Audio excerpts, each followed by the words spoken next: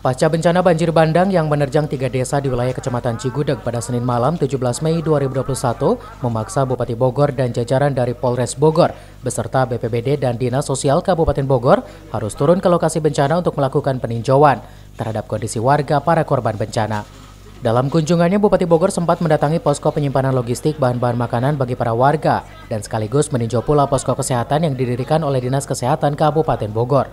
Dari hasil peninjauan ke lokasi bencana ini, Bupati Bogor pun langsung menyimpulkan jika bencana banjir bandang ini berawal dari mendangkalnya dasar Sungai Cidangder yang akhirnya meluap saat diguyur hujan lebat.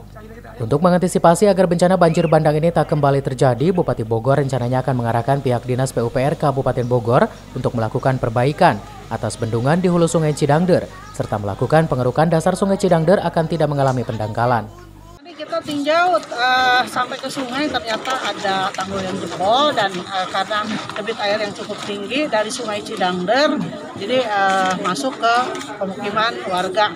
Jadi yang rusak-rusak itu terutama ada di pinggir-pinggir sungai dan terjadi pendangkalan di sungai, sehingga ini tentunya penanganannya selain memperbaiki tanggul juga pengerukan sungai rasanya ini perlu dilakukan supaya tidak terjadi lagi. Jadi masalah utamanya adalah dari aliran sungai. Dalam peristiwa banjir bandang pada Senin malam 17 Mei 2021 ini tercatat ada lebih dari 300 kepala keluarga yang berasal dari Desa Renghas Jajar, Desa Tegalega dan Banyuwangi mengalami dampak akibat bencana banjir bandang ini.